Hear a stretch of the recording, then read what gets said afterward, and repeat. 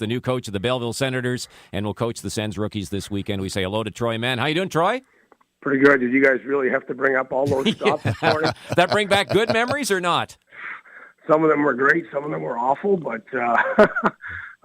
either I wasn't very good or people wanted me, right? Yeah, or you paid a lot of moving expenses over the years as well, right? Yeah, well, thank God I was single then, and we just pile everything into a car and make your next stop. So it was all, it was a great adventure. Thank God I had a nice diploma from U of T to back me up. There you go. All good stuff. For those that don't know, of course, Troy is new to the organization. Your brother Trent is the head of scouting with the Sens, and I apologize in advance, Troy, if I mistakenly call you Trent at some point over the course of the interview.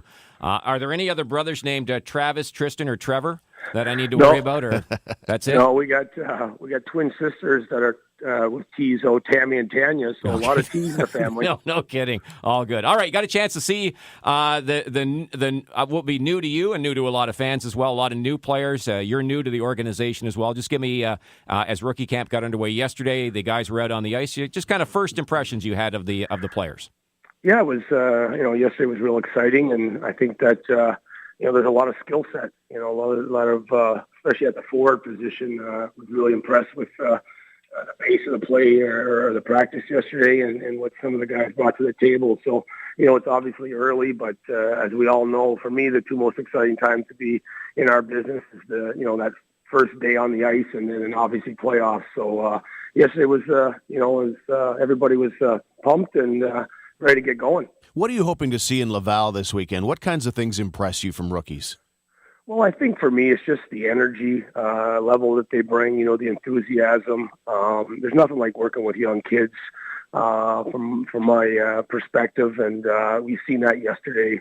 And, obviously there's certain guys that are maybe ahead of others, but, it's a great evaluation time for the organization. And, I know they're looking forward to the next 2 days as well to see what's in the cupboard.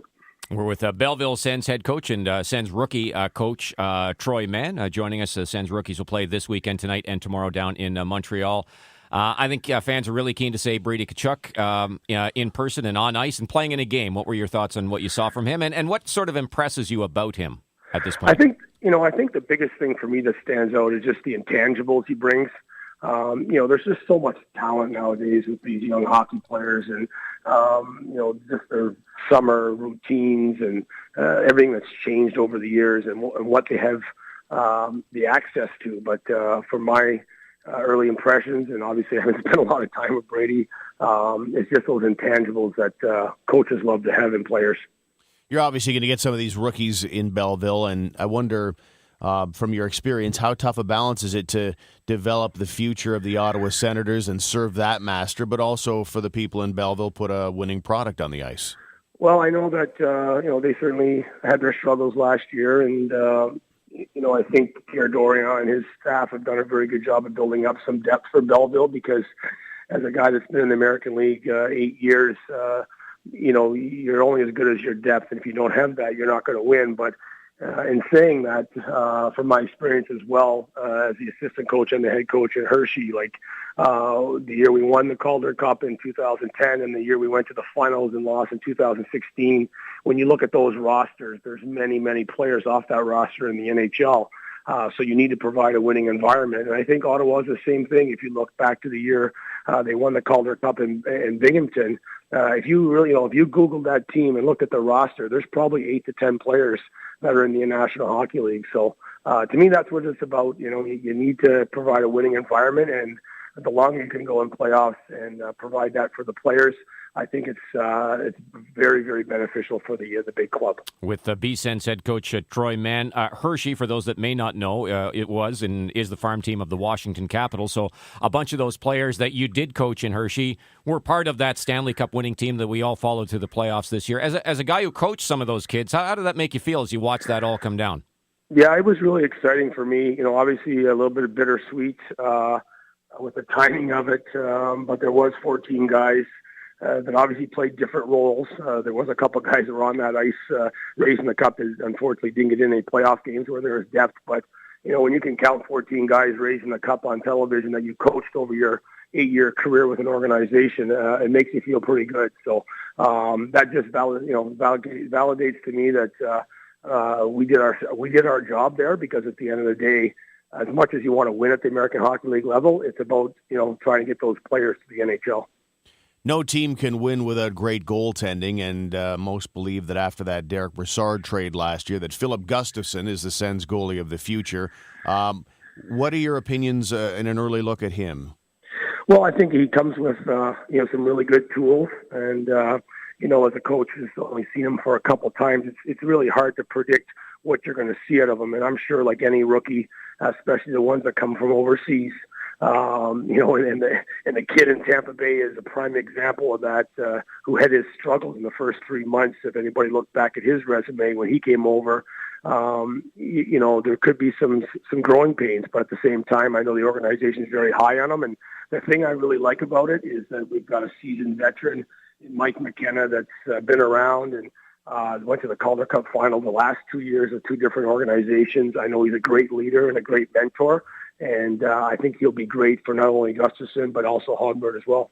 Do you think it's important, as you mentioned, Gustafsson is coming, he's playing in North America for the first time, so he's getting used to living over here. Then there's the smaller ice and all that other stuff. As you mentioned, struggles may be a part of it. Do you think it's important at the minor league level for goalies to play, or can they learn by watching a lot too?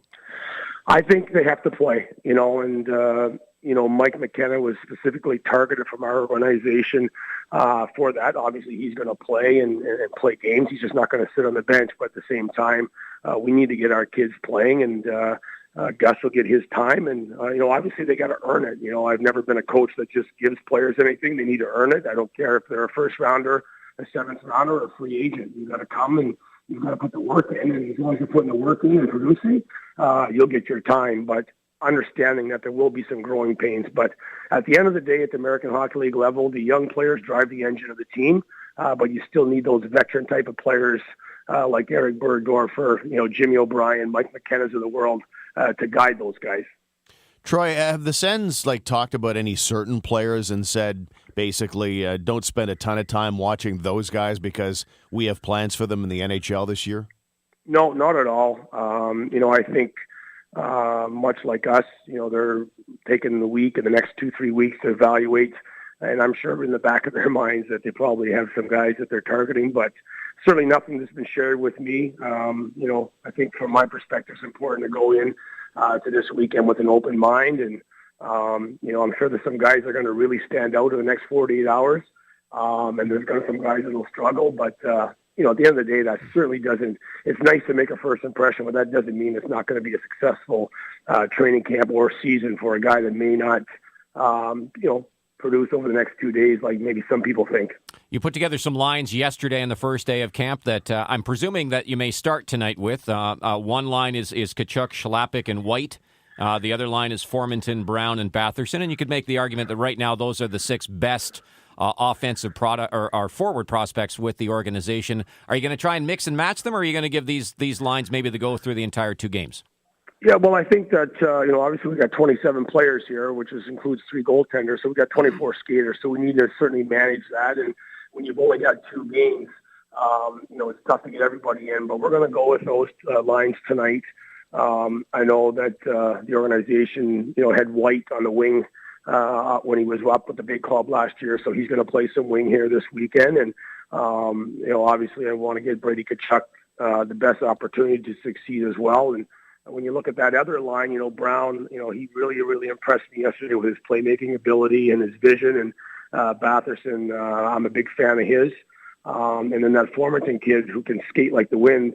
I don't know if there's many faster players. He can provide that up and down wing. So I'm looking forward to, looking at watching everybody over the next 2 days, but certainly hoping that those 2 lines can connect tonight and have some chemistry.